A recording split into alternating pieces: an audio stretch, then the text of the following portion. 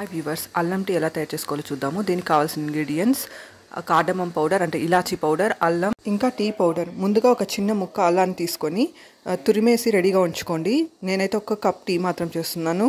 ఒక చిన్న ముక్క అయితే సరిపోతుంది. మీరు ఎన్ని కప్పులు టీ అయితే చేస్తున్నారో దాన్ని బట్టి అల్లం క్వాంటిటీని తీసుకోవాలి. తర్వాత ఒక పాత్రను తీసుకొని పాత్రలోకి కొంచెం నీళ్ళు వేసుకొని టీ పౌడర్ అయితే వేసుకోవాలి.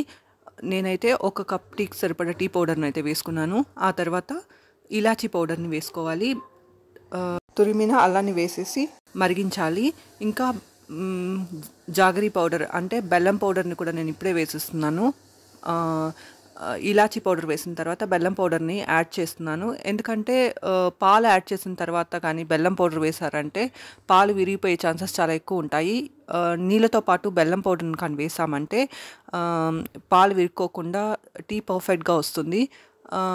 చక్కెర బదులు బెల్లం వాడుకుంటే అందులో విటమిన్స్, మినరల్స్ కూడా అధికంగా ఉంటాయి. హెల్త్ కూడా చాలా మంచిది. టీ పౌడర్ని కొంచెం సేపు మరిగించాక అందులోకి కాచిన పాలను అయితే నేను యాడ్ చేస్తున్నాను. పచ్చి పాలను యాడ్ చేయకూడదు, కాచిన పాలను యూస్ చేయాలి. నేనైతే టోన్డ్ మిల్క్ యూస్ చేస్తున్నాను.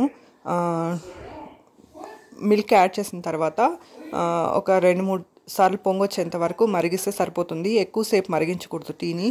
ఒక 2-3 సార్లు పొంగొచ్చేసాక ఆఫ్ చేసుకొని వడగట్టేసుకుంటే tasty and healthy tea ready అయిపోతుంది అనమాట.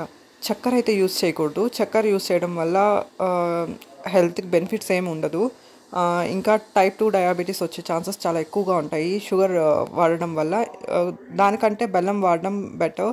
జాగరీ పౌడర్లో విటమిన్స్, మినరల్స్ అధికంగా ఉంటాయి. ఇంకా బ్లడ్ ప్యూరిఫికేషన్ కూడా చాలా మంచిది. బెల్లంలో యాంటీ ఆక్సిడెంట్స్ కూడా అధికంగా ఉంటాయి. ఇంకా ఇది రెస్పిరేటరీ హెల్త్ కూడా చాలా మంచిది. అంతే, healthy and tasty tea serve చేసుకోవడానికి రెడీగా ఉంది. Thank you for watching my video.